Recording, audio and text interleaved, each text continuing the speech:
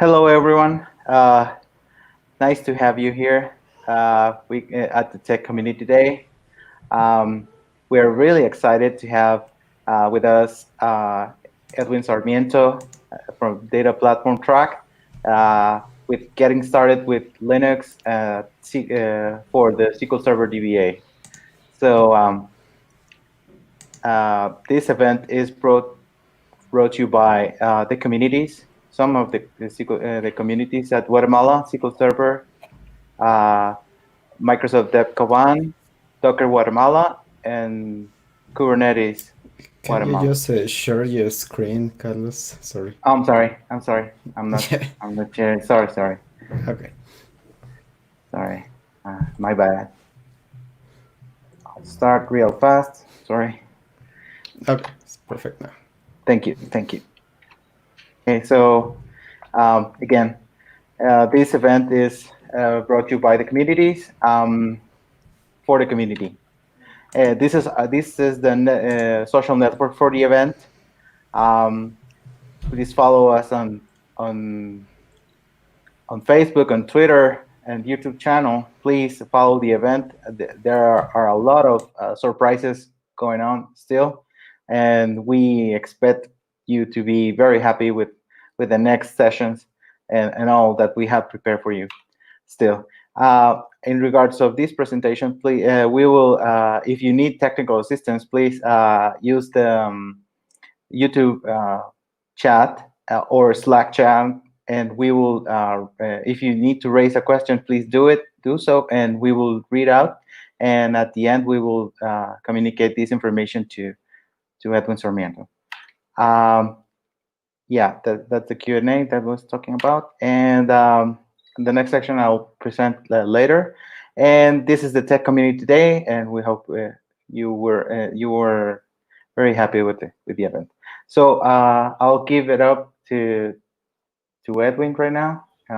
Edwin, the mic, the floor is all yours. I'll mute myself. Good.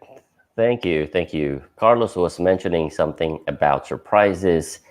Do you not like Darth Vader looking at you through his camera? Thanks, Carlos, for that. That was my idea, by the way. My name is Edwin. Let me just share my screen real quick. Good morning, afternoon. Perfect. There we are. Hope you can see my screen. Yes, no. All right. Good evening. Yes, it is evening or afternoon in your time zone. My name is Edwin Sarmiento. My session is all about getting started with Linux for the SQL Server DBA.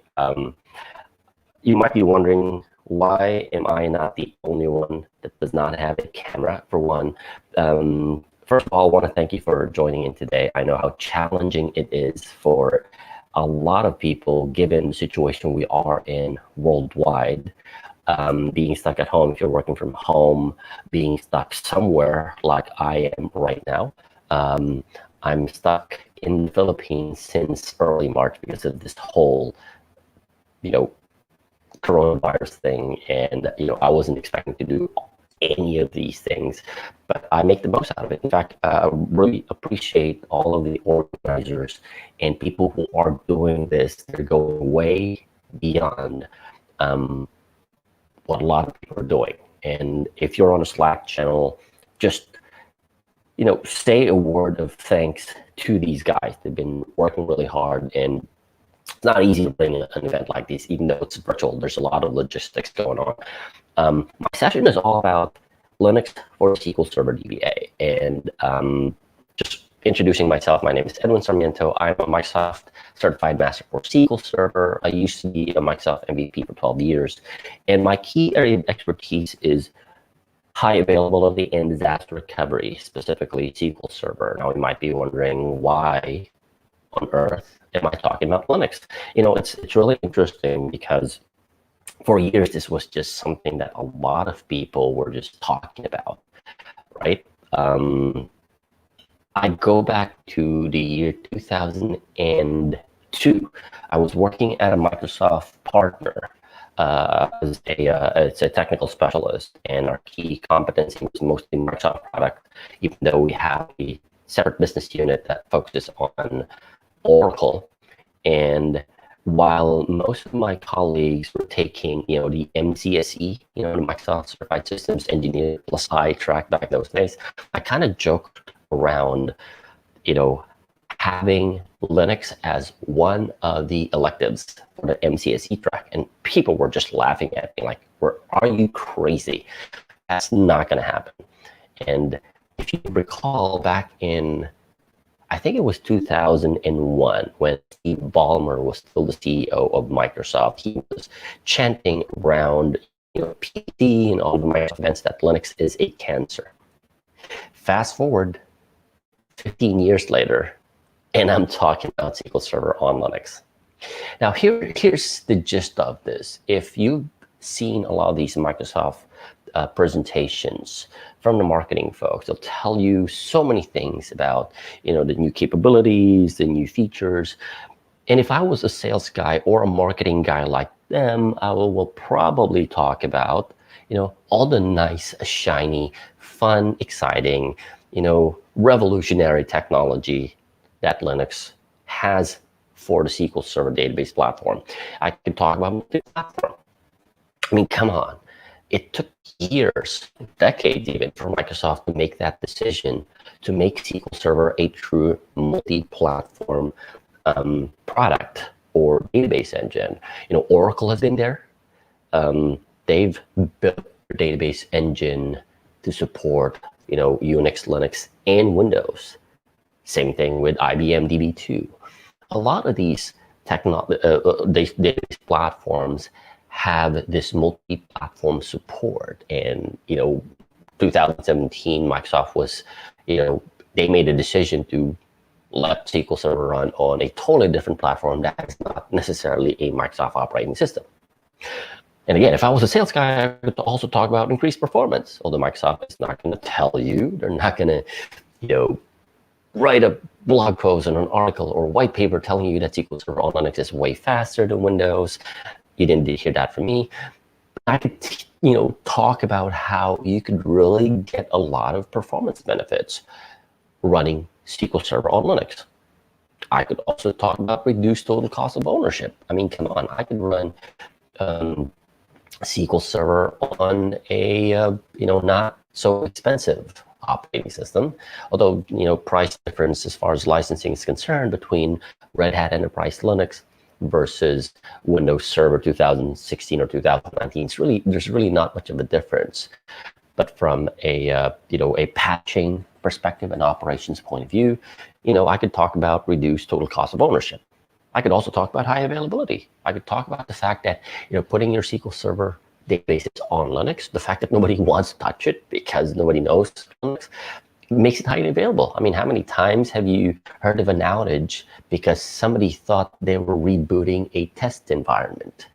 They were shutting down instead of logging off from their remote desktop session. And again, I could talk about all of these things, but in reality, though, I'm not a sales guy.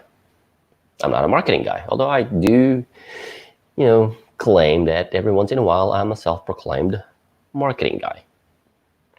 But I'm not, right?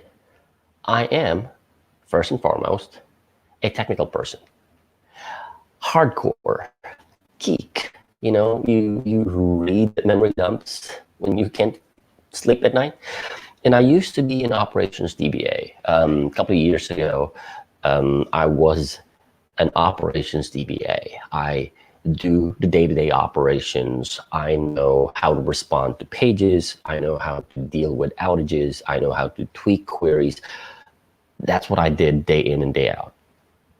And it's interesting because the company that I used to work for hired me to start, expanding the Microsoft practice. What that means is their key competency is really not Microsoft. Can you guess what our key competency was? Well, they're the big relational database company from Redwood, California that intends to, probably let their CEO buy another island, that other database platform. Yes, can't get that wrong. It's Oracle. Day in and day out, we are managing, well, not me, but the different teams are managing Oracle databases. In fact, one of the reasons they brought me in was because they wanted to grow their SQL Server practice, because the customers that are running Oracle have started embracing SQL Server. And the fact that the company was founded by, a couple of hardcore Oracle DBAs gives you the idea that we are an Oracle remote DBA services company. Now, there's a little bit of challenge when you're a Microsoft guy working at a non-Microsoft company. Yes, because every day I'm surrounded by, people who are either Unix experts, Linux experts, open source experts, people who do this kind of thing day in and day out. Now, don't get me wrong. I used to be an Oracle DBA back in the days of the 7, 8, and 8i on Unix and Linux systems. I used to love working with the command line, but I saw the writing on the wall. I mean, as early as back in those days, I kind of knew where Oracle was going, and I kind of sensed where Microsoft was going in the direction that they wanted. But imagine this: every day I'm a known Microsoft guy surrounded by people who, I don't want to use the word hate, but hate Microsoft. Really.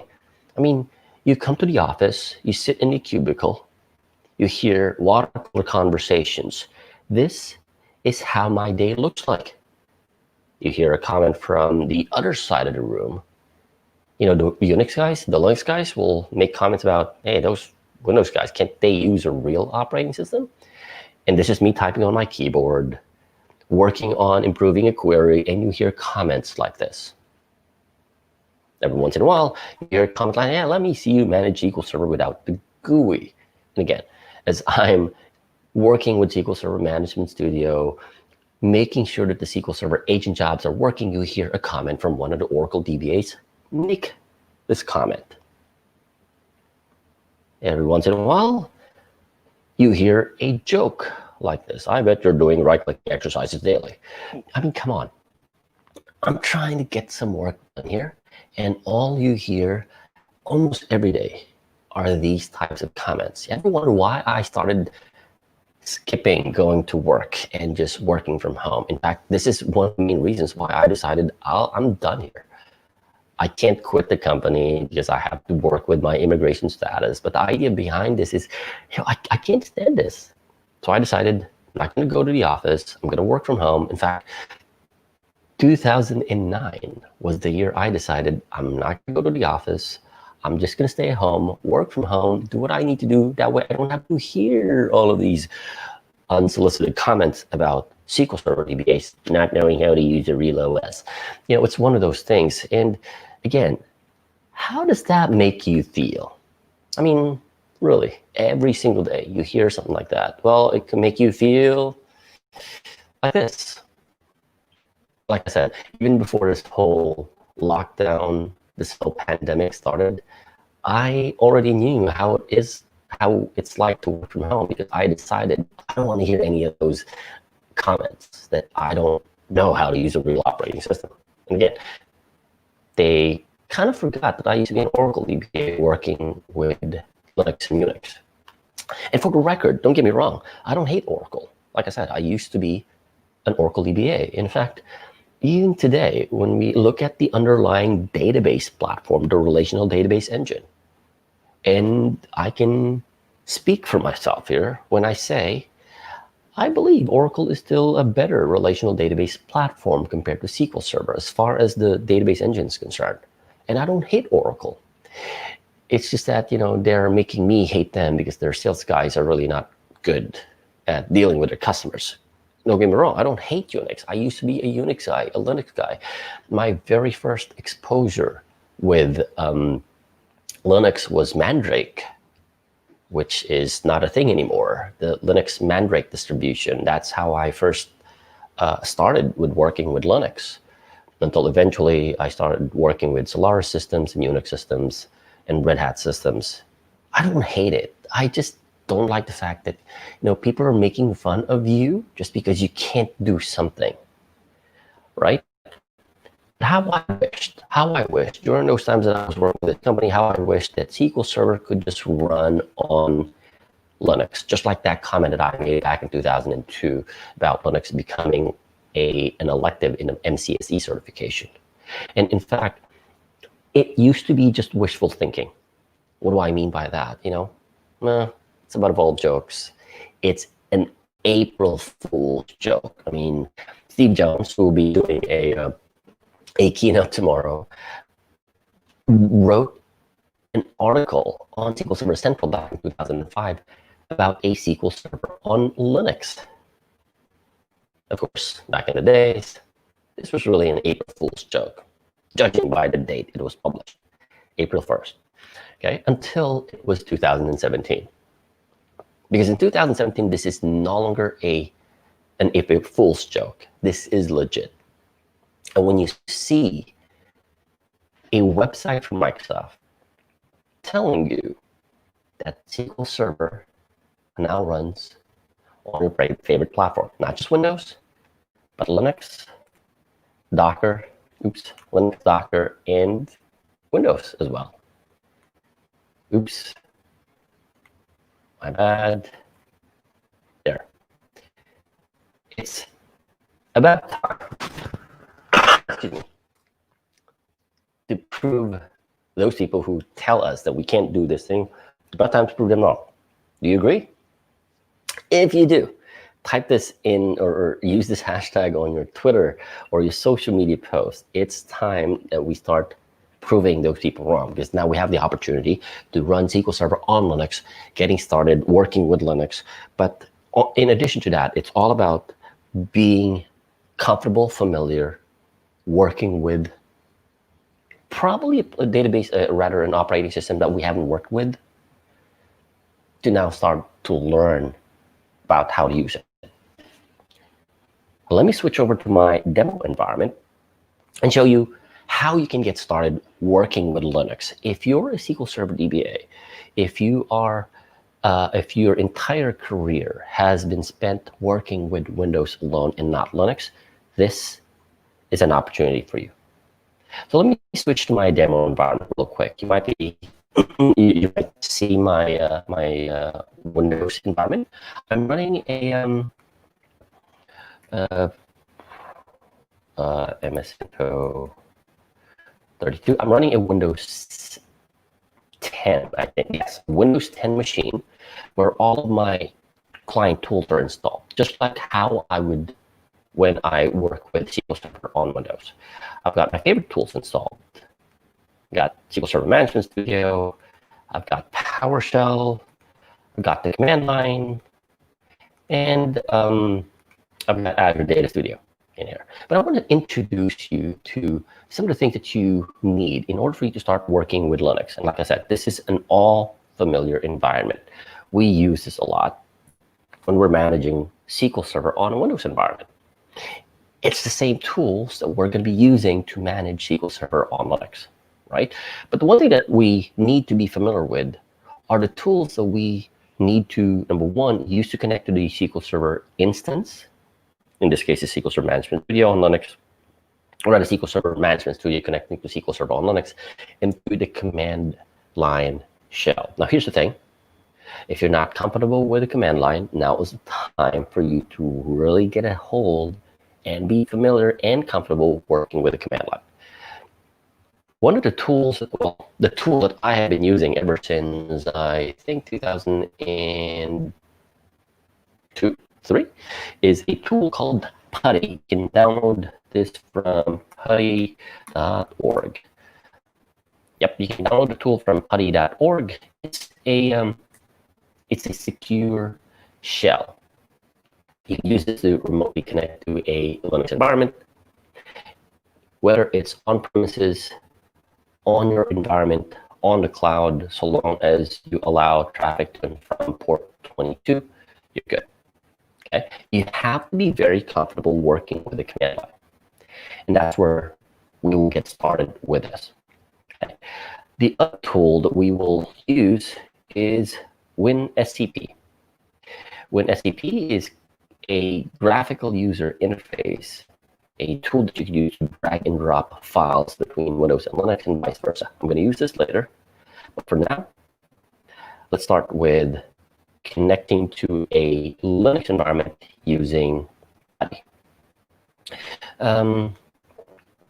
Let's see, I'm going to connect to CentOS SQL 02.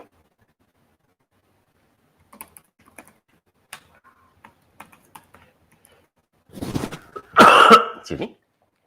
And let me just change my my font size. All right. I am now in my Linux instance. So this is a CentOS Linux running on a virtual environment. I'm running it on my virtual environment here, but it emulates an enterprise environment. And of course, I don't like typing in demos, so I would copy some of my commands. So I've shown you how you can connect to a Linux environment using PuTTY. Like I said, download, install. You don't even have to install it, by the way. In my case, I just run the exe. Run the exe, you can connect to any Linux environment or Unix using this tool, right? I'm using CentOS Linux. The reason I'm using CentOS Linux is, number one, this is the open source version of Red Hat Enterprise Linux. Don't use it in production, but if you're learning, getting familiar with working with Linux, this is the perfect environment that you can use. Besides, there are 3 supported platforms that Microsoft supports when it comes to running SQL Server on Linux: Red Hat Enterprise Linux, SUSE Enterprise Linux, and Ubuntu. Those 3 platforms, you can have as many different distributions, but those are the only ones that are supported. I'm running CentOS Linux because, like I said, this is the community version of Red Hat Enterprise Linux. Meaning, if you know how to deal with CentOS, you could, work your way around Red Hat Enterprise Linux. The concept of connecting and working with Linux is it's a file system. It's a file system-based operating system. So let's explore the file system first, right? Let's start with checking my current directory. I'm currently logged in as this account, and I have root privileges. But the idea behind having root privileges in a Linux environment is that you can't just do anything that you want, unlike in Windows. If you're a local administrator in Windows, you can do just about anything.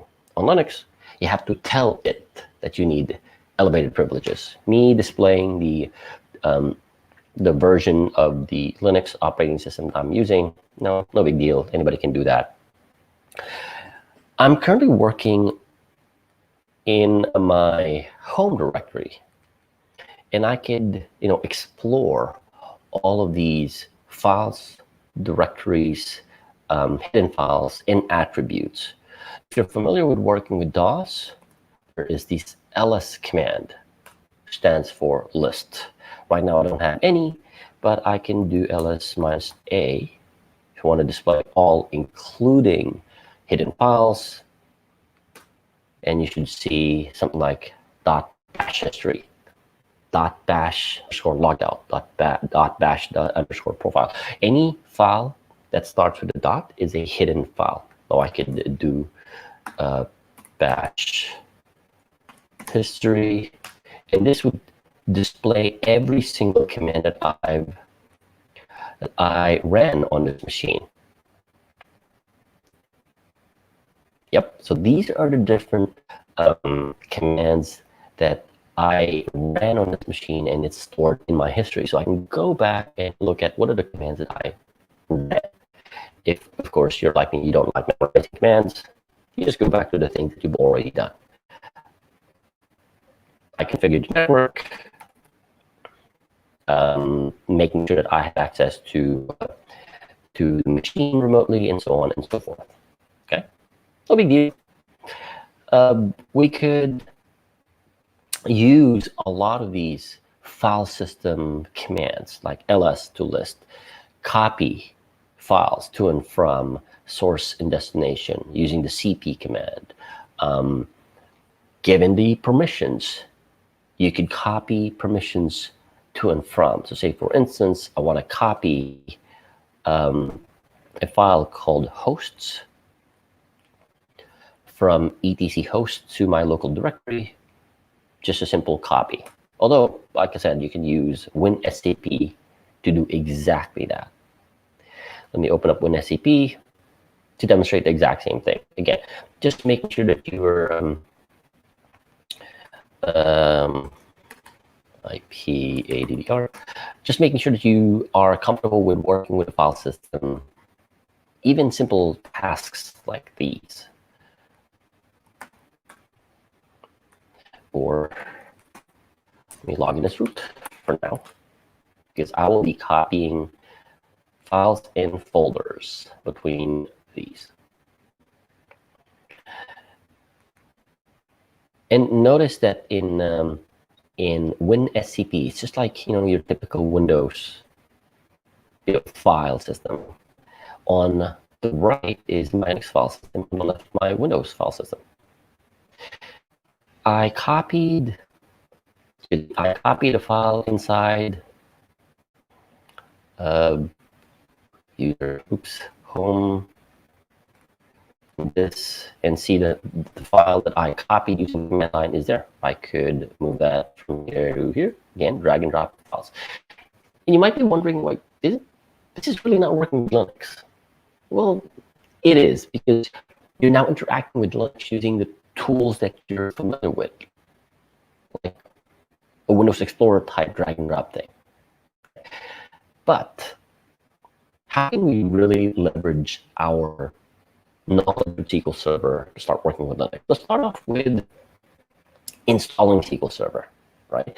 This is the one thing that I like about a SQL Server on Linux. It's not like installing SQL Server on Windows where you have to go through several processes, several dialog boxes, even though you're doing unattended installation using a configuration file. The thing is, SQL Server on Windows contains so many things. SQL Server on Linux, you only install the things that you need. So let me walk you through the process of doing that. And I want to walk you through the different commands that I use to install SQL Server on Linux. First off, first command, sudo curl, and then the command. What this is simply doing is it is pulling or copying the repo file from SQL Server package repository down to the local repository. What does that mean? It means I want to find a definition of where the SQL Server on Linux packages that I want to install and store it on my local Linux machine. It's no different from you using the App Store or the Google Play, where you just need to download an application, and you don't really need to know where it's stored. The repo file will tell you, or will tell the package manager where to locate that file, and then it'll pull it from there. And this is basically what we're doing here. You might be wondering, why do I have a sudo command? Sudo stands for super user do. Just like I said, this is no different from you running user access control on Windows. Unfortunately, most of us still use access control. In Linux, you need to. Request for elevated privileges to execute commands that require elevated privileges. Okay. Then we go ahead and install SQL Server. Pretty straightforward. Sudo yum is the the command for you to install SQL Server. -y just means if it asks for a prompt, a user prompt for yes, it will automatically do so. And what it's doing right now is pulling the SQL Server on Linux, or SQL Server 2017 on Linux package defined in the repo file that we pulled from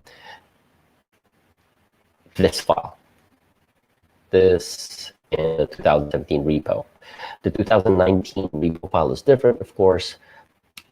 You pull whatever version of the package you want to install. Once that's done, the next thing that we need to do is to configure SQL Server, and that's it. Pretty straightforward, although it will take a while in order for me to pull that information because of my internet connection. It's probably the reason why I'm seeing a delay on this. But the idea behind this is it's pretty straightforward. Let me just walk you through this real quick. Pulling the repo file, installing SQL Server, passing parameters as I configure SQL Server during setup, and just restart SQL Server. That's it. In fact, I could script this. And if I have fast internet connection, this can be done in less than 5 minutes. How long does it take for you to install SQL Server? I mean, on Windows. How long does it take for you to create a configuration file, click next, type the SQL Server service account, password, and so on and so forth? This one I can automate and run in less than 5 minutes, depending on how fast your internet connection is. Okay, so and once you're done with that, you can now, well, just like Windows, part of it is also configuring the Linux firewall. In these two commands, I'm telling the Linux firewall to add an exception to port 1433 because that's what the port that SQL Server will be using. And I will reload the firewall rules so that it takes effect so that I can connect to my SQL Server on Linux. Okay. While we're waiting on this, let's connect to another SQL Server on Linux that I've already configured. Let's connect to this.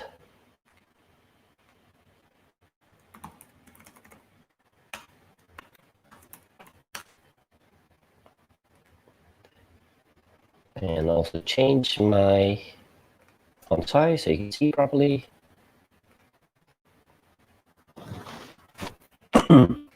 There we are. Now this one already has SQL Server installed. In fact, this is joined to an Active Directory. Sudo system ctl status mssql-server. I want to check the status of my SQL Server by daemon. It's asking me for my password. And if you see here, this is kind of like SQL Server error log. And it's telling me that SQL Server is already running on this machine, which means I can connect to it.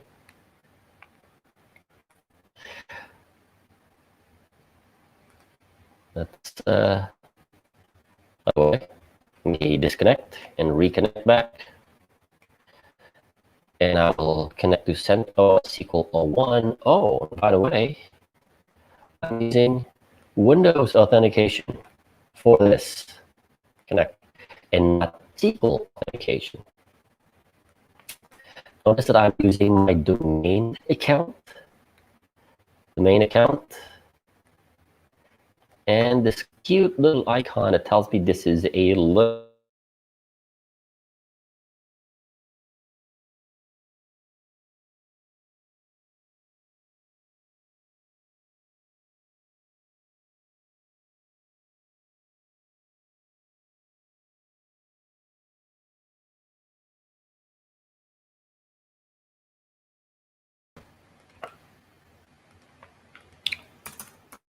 And if you look at this, it's SQL Server Developer Edition on Linux, CentOS Linux 7 Core. Quite interesting because I'm connecting to my Linux operating system, running SQL Server using Active Directory authentication, even though it's from Linux. Of course, I had to do a little bit of work in order for me to connect my SQL Server on Linux or my Linux machine to my Active Directory domain.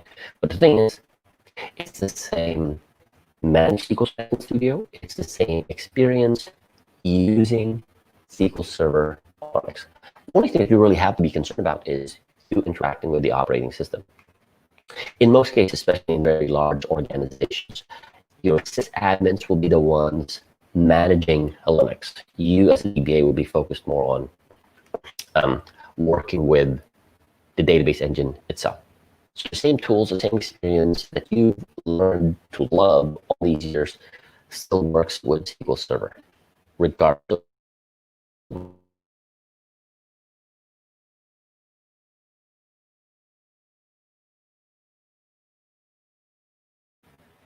And restore it on a Linux system. Well, let's do that. I have a SQL Server failover clustered instance with a Northwind database. Yes, I still like using Northwind database. Let's take a backup of that database. Backup database. By the way, I'll do the exact same thing just so you are aware of the fact that this is indeed a SQL Server on Windows. Copy. Core base Windows Server 2016 Data Center. Yep. So this is indeed running SQL Server on Windows Server 2016 as a failover clustered instance. Backup database. Northwind to disk equal to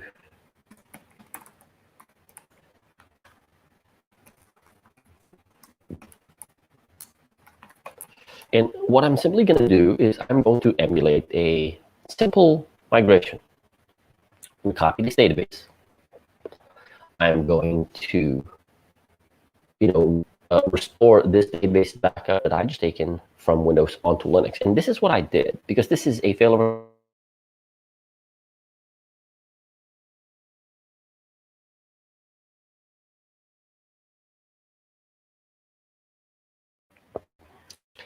I didn't specify the path. It will by default store it on the default backup directory, which I've created as a link inside my C drive on my Windows 10 machine. There we go. So I'm going to use WinSCP to copy the backup from my Windows machine to my Linux machine and restore it there. Okay. Of course, I need to connect to this SQL Server instance in OS SQL 01 and restore the backup into that instance. Once this refreshes and connects to the there we are. And let me see. I want to connect to create a new session. Connect to sent OS SQL 01.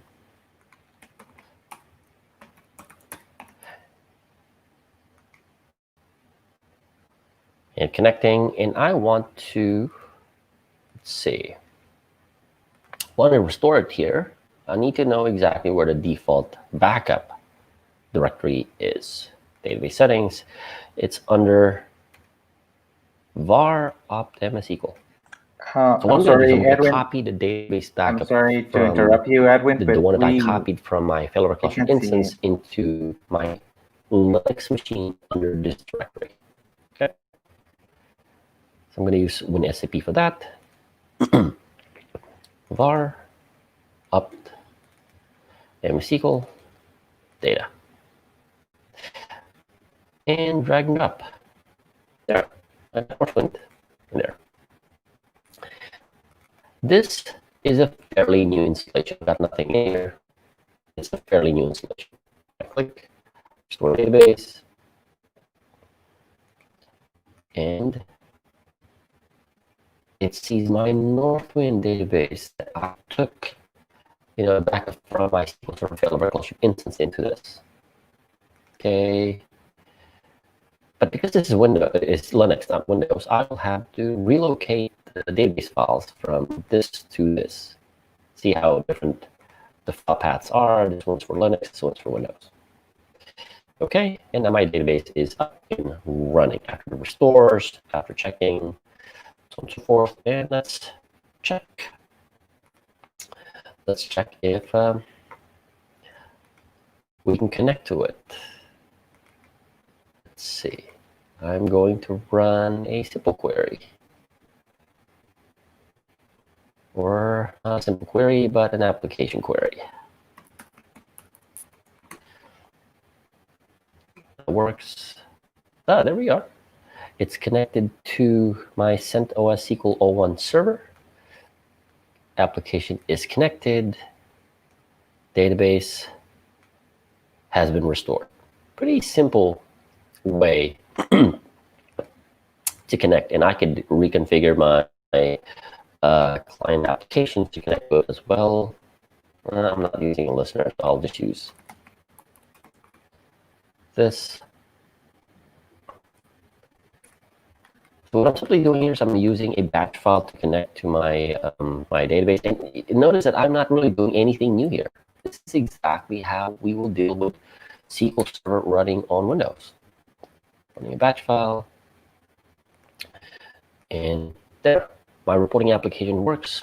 My my client applications that insert data in my databases work. I just restored a backup from a SQL Server failover clustered instance running on Windows onto a Linux machine. Not much of a difference between working with Windows and SQL Server, rather Windows and Linux. Like I said, the minute that you are now connected to SQL Server, everything that you need to work with, they're now exposed to you through SQL Server. So the same commands that same T-SQL commands, the same user experience works. The only thing different is the fact that you are connecting to a Linux machine. And if you need to perform operating system related tasks, then you have to learn some of those commands that you need to, or to work with the file system commands and the operating system as well. We haven't completed the installation yet. There we are. You rerun this. CentOS SQL 02. Okay, so it pulled everything. This was, by the way, the installation we were working with earlier. Working, connecting. Now that's done. Let us go ahead and configure our SQL Server installation. And of course, now you now see my password. This is simply telling the MSQL conf. It's the utility to configure the SQL Server setup, to specify the, what do you use this? To specify the edition, whether or not you want to accept the EULA. If you don't accept the EULA, this is not going to work. You have to. No choice. Password for the SA account. I only do this during setup, and then I will disable it after the setup. And you use this utility called MSQL conf to configure the SQL Server installation. After that, you are going to enable the SQL Server daemon or service in Windows to start or automatically start up during reboot. It's just like setting up the SQL Server service for automatic restart during reboots. That's done. Then run this. Oops. And then finally, we are going to configure the firewall.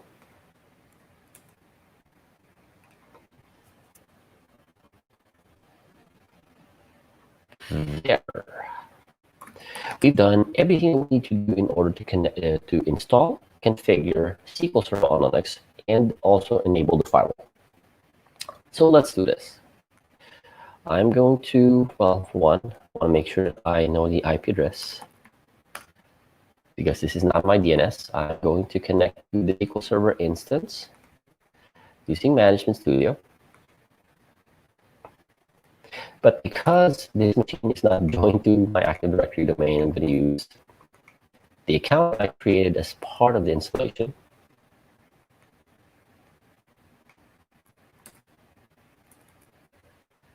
Connect. And now I am connected. So I now have like 3 SQL Server instances running on this machine. 2 of them are not joined to my Active Directory domain, and 1 is running and joining my Active Directory domain. This is the new one that we just installed. And if we look at the properties, it's also running SQL Server 2017 with CU20. I can do the exact same thing that I did earlier. Take a backup from a Windows machine, copy it over to my Linux machine, restore it there, and it's as if I'm working with the same SQL Server on Windows or Linux, doesn't matter. In fact, if you look at the properties for this, same thing. This one is running CentOS Linux 7, SQL Server Developer Edition, with those default data, log, and backup directories. Pretty straightforward, right? Now, there are other things that you can do to configure SQL Server. We don't have, number one, we don't have the SQL Server Configuration Manager. So the configuration settings that you want for your SQL Server instances should be done using a tool called SQL Conf. It's the same utility that we use to configure SQL Server app installation. Okay? So what are the things that we can do? We could change the default data and log directory if you want. Okay, so how do we do this? Let's connect to this machine. Oops. The challenges of working with Windows and Linux at the same time is you get to interchange the commands. First, let's navigate to the directory that we want to use for the new default data and log file directory. I want to create a directory named TMP data. Okay.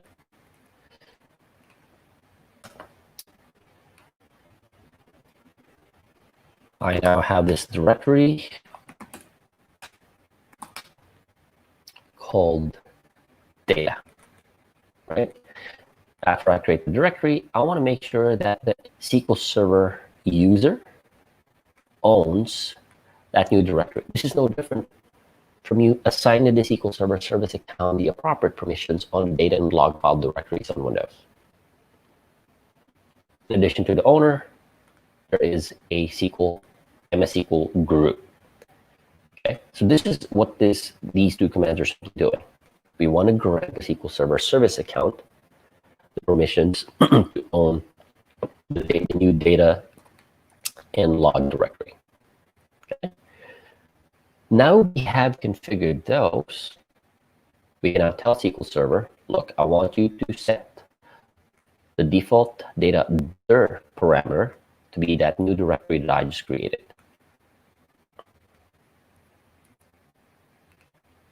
Run, and it tells you SQL Server needs to be restarted in order to apply the setting. Okay, I'll do that, but I need elevated privileges, so I'm not just going to run systemctl restart MS SQL Server. I will use sudo to run that command, an elevated command. And there we go. How do we validate this? CD data plus -l. Clearly nothing is here. If I create a new database, and of course, it will take a while because I just restarted the SQL Server service. If I create a new database, it is no longer going to be inside, the C var up MS SQL data directory. It will now be created under TMP/data. We just told SQL Server to move or change the default directory. Now you might be wondering, how come I can't use it in, let me go ahead and DB. See the path. It is now using that default path instead of the one that was configured during the initial installation. Okay. We go back to Linux. Lo and behold, I now have the database files, my LDF file and my MDF file. In contrast, if I look at my system databases, my master database is inside var opt MS SQL data. Big difference, Okay, big difference between that and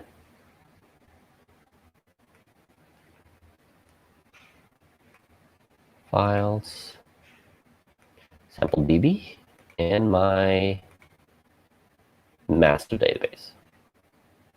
Okay, we just configured a new, oops, come on. We just configured a totally different path for SQL Server by using MS SQL Conf. And again, you might be wondering, can I not use, excuse me, some of these properties in here?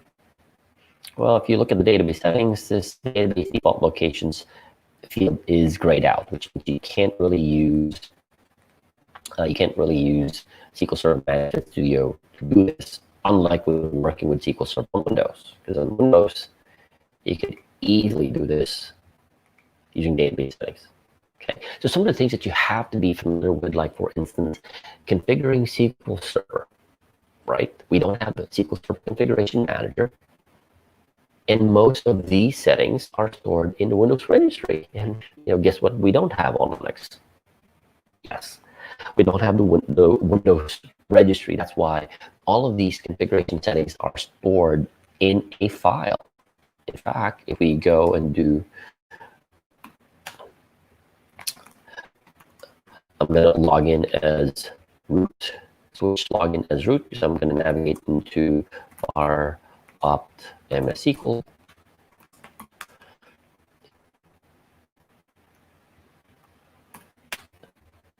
MS SQL Conf. If you look at MS SQL Conf, these are settings that we configured. This is the content of the MS SQL Conf file. Look how our new default data dir is now written on that file. Okay, so because we don't have Windows registry that would store all of the configuration information, it has to be stored somewhere. And as I mentioned earlier, Linux is a file-based operating system. These configuration settings are stored in a file that SQL Server will read during startup. And you can add as many configuration settings as you want in this file, depending on what configuration you want to add. For instance, I could also change the default backup directory. Same thing. I could set the memory limit, server memory limit, restart SQL Server. I could specify trace flags. I could disable and enable or enable trace flags, all using MS SQL Conf, and the file will store all that information inside MS SQL Conf. By the way, it's kind of interesting if you start digging deeper into what the SQL Server folder has to offer. Look at this. Under that hidden folder, system, there's profile, program data, CD. Look at that, system 32. These are Windows files, Microsoft log files, and so on and so forth. These are Windows files.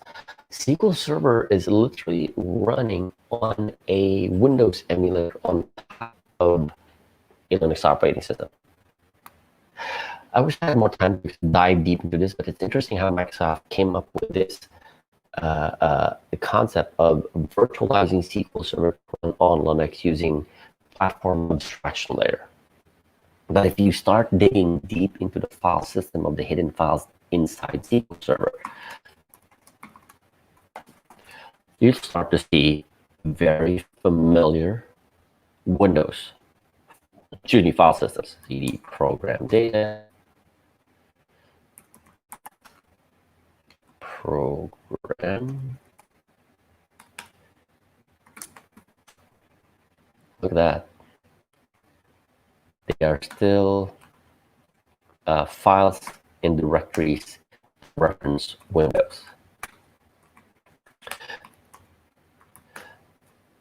Anyway, going back to this, you got your data directory, your log directory. What's inside the log directory? Log directory contains your SQL Server error log, your extended event sessions, anything we've grown familiar with managing SQL Server. In fact, we could have a look at error log, and it's the SQL Server error log dumped in file. And now you can read a SQL Server error log without SQL Server Management Studio. Although depending on what you're comfortable with, you can work with a lot of these tools that you've gone familiar with in the past using SQL Server Management Studio, or you can copy this onto a Windows machine, open it using TextPad or Notepad or any text editor, and you could, work with it. There goes the database I created on this particular machine. Switching back to my old user. There we are. So I'm back to logging in as my user. You might be wondering, why am I switching between root and my user, even though I can run sudo to elevate my privileges? There are folders that are owned by specific users. In Linux, my account does not have permissions to, like, for instance, the SQL Server directories. And I don't know the password for the MS SQL login, so I just switched to root to explore all of those files. And like I said, you can use WinSCP for that if you want. Right? You can use WinSCP for that. You can navigate the file, open it with your favorite text editor on Windows, and read what's inside there, like this. Oh, by the way, this one's different because I'm using Active Directory Authentication for this machine. That's why the MSQL conf file is different from the one that you just saw.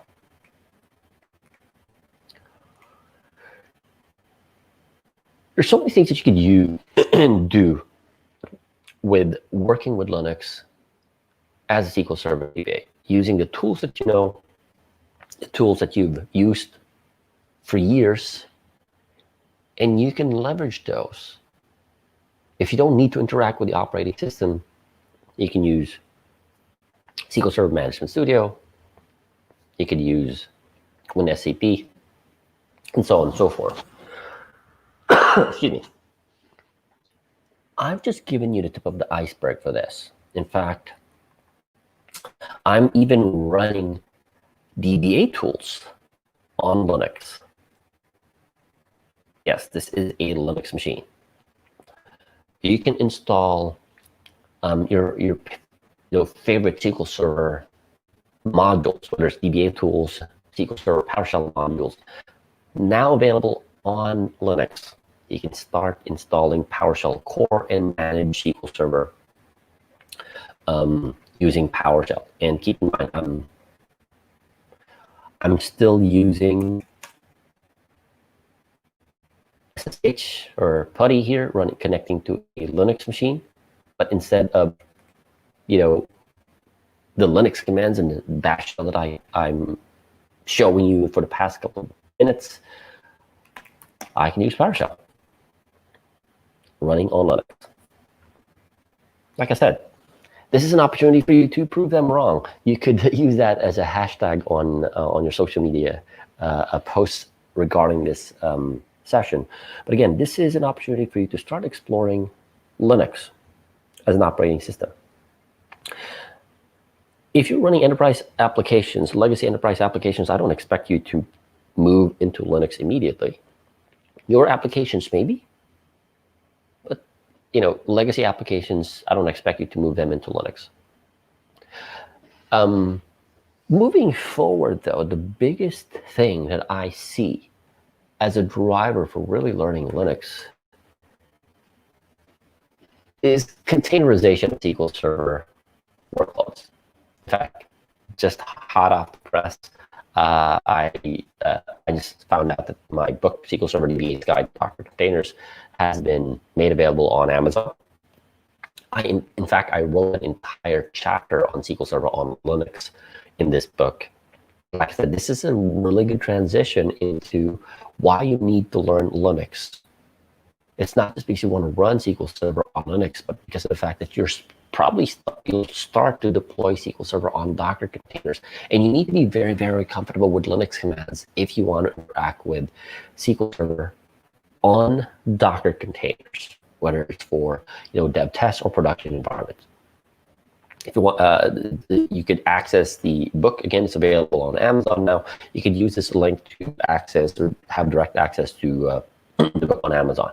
I'm going to open up the floor for questions, and I want to take this opportunity to answer questions that you may have regarding this presentation. Okay,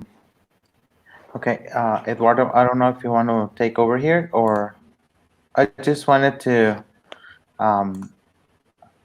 let you know, Eduardo, Edwin, that at some point there was some breakdown when you were restoring the database. So maybe if you can show the log of the SQL Server when you did the restore, just to check out when do the people see when you restored from the backup that you had.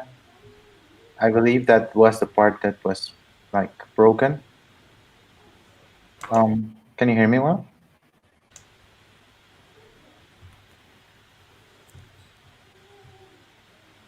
Edwin, can you hear us?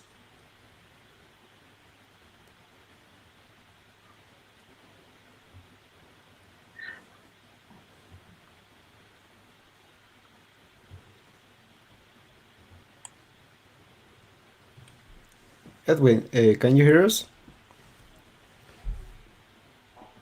Yes, I can. Okay, yeah, we have some technical issues with your screen output. It was cutting at some point of your demo when you were doing the restore. So I don't know if you can share the log later in the Slack channel. Sure. Yeah, because we lost that part in the stream. Maybe if you could share like detail like showing the SQL Server error log when you to check out the restore situation. But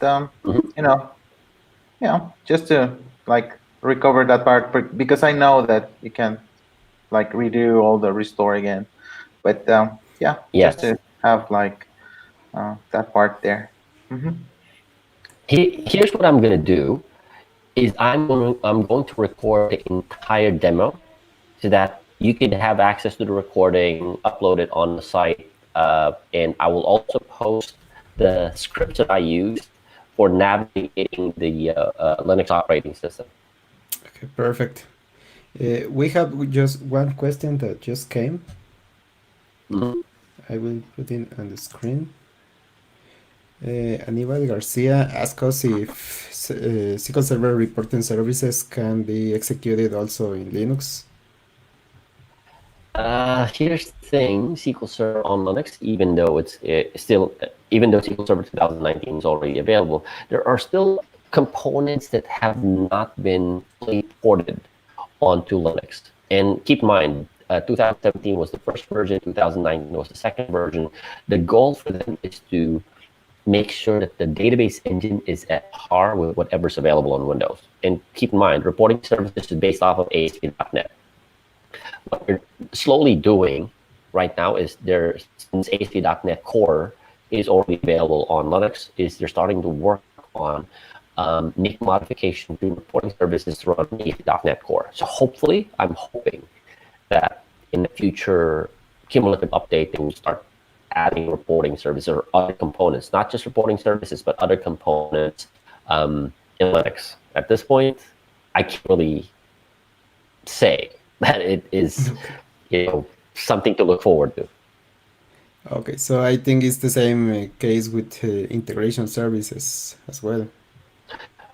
Integration services, Microsoft started introducing support for 2017 integration services on Linux. Again, it's not a one-to-one mapping yet. There are some limitations on what you can do with integration services on Linux versus on Windows. The focus of the development process is mostly on the database engine. Okay. Okay, perfect, Edwin. We have another question in here. I will put it on the window. Adib is asking if you can put the download for your book, the link for download your book or buying it. I don't know if it's available on Amazon or as an ebook. Yes, in fact, you should see it on my slide deck, tinyurl.com/SQL on Docker book. It's available on Amazon now. I just realized the PDF, the ebook version, is now available. They just told me yesterday. Okay. It will be great if you can share this link on the Slack channel as well. So Sure. we can share it with the rest of the people. Give me a quick second. Let me stop sharing my screen. Okay. SQL on Docker book. There you are. And you could use this link to access access the book on Amazon. Okay. The paperback will take a while, but the ebook version is already available. Okay, let me share with in the streaming the link.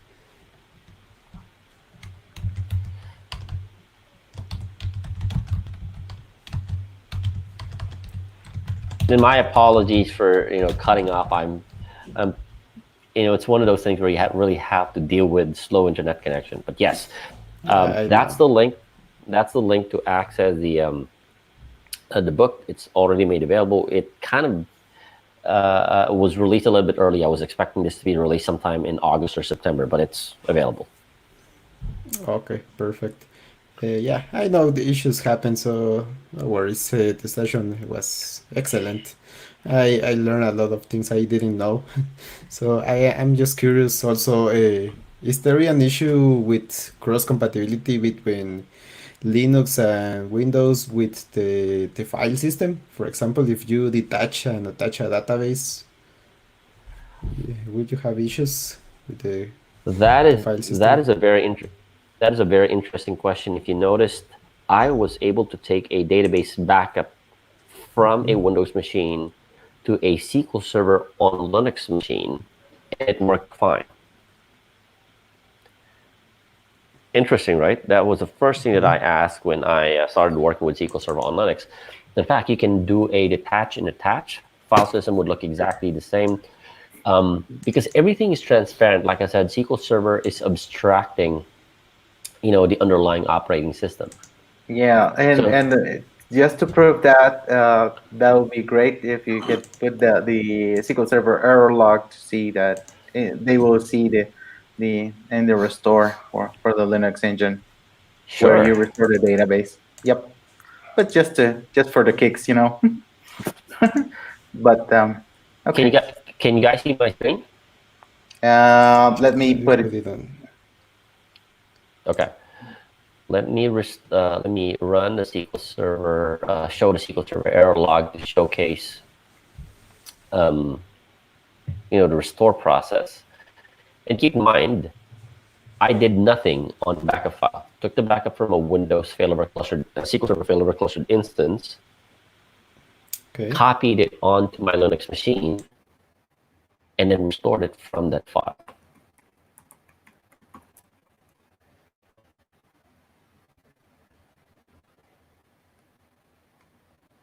And if you look at the error, not really error message, but informational message, restore database. Database was restored. If you look at that, database, starting up database Northwind. Database Northwind is marked restoring as in and is in state. Does not allow recovery to run. Completed the whole recovery phase. Restore database successfully. Processed 582 pages, and so on and so forth. Keep in mind, I did not do anything different than what we have been doing ever since the beginning when we started working with SQL Server. Took the backup from a SQL Server failover clustered instance, copied it over to my Linux machine, right? Use SQL Server Management Studio to restore the database from backup, and it works. Client applications started connecting. Application functionality has been tested. Transactions are being introduced on the database, and it works just like how you would expect it to work. Okay, perfect. Thank you, Edwin. We have another question that just came. Sure. Yeah, Aníbal Garcia is asking if there is any restrictions with the collation on SQL Server on Linux. I think maybe with the format of the files, or any issue you can think of. So when it comes to collation, like I said, most of the common collations are available. I don't remember a specific collation that's not made available yet, but as far as I remember, all of the common collations are available, so no restrictions on that. I'm seeing another question here. Is not free, we have to pay. Is there a free edition? Oh, developer edition is free. It is free. In fact, if you look at my SQL Server on Linux, it is running developer edition. I told it to use developer edition because I don't want to pay for a full-blown license. But if you want to put it on production, you definitely need an enterprise edition license for this. I think he was referring to your book. Oh, I mean the book. Okay. Yeah.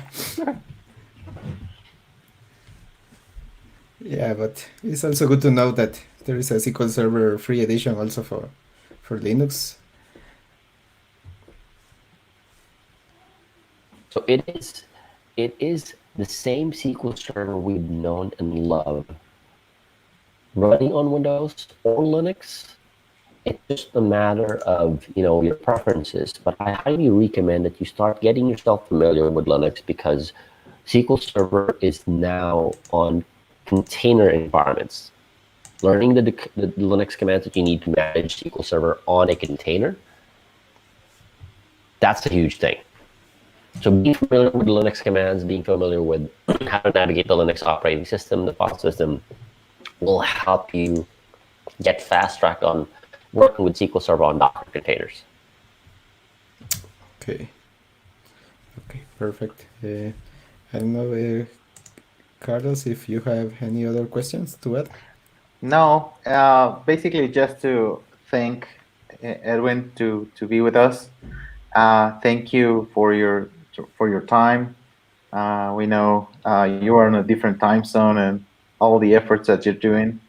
So we really thank you for being with us, and we definitely want to raise our hand and ask for future events with us, really, because we know your quality, and we really are thankful for being with us. So you have like a tremendous history with the SQL Server and all in the community. So we really are very happy that you are here and delivering with us, right? So without anything to add, we wanted to thank the audience for their support, because without them, there cannot be possible this kind of events. And thank you all for watching, and stay tuned, because there's still surprises for tomorrow, and really expect us with the more news that are coming. So thank you, Edwin, for being with us, and we conclude the session. Okay, also in the screen is the next session, if you want to attend. It's Introducción a Deep Learning, is in Spanish. It's from Víctor Peñalosa. And thank you, Edwin, for your time. Really. Thank you. Yeah. It's a pleasure. It's a pleasure for having me. Well, Yeah, really. Yeah, it's a pleasure Thank for you. us having you. Okay, so we're ending the broadcast. Thank you very much. Okay, thank you.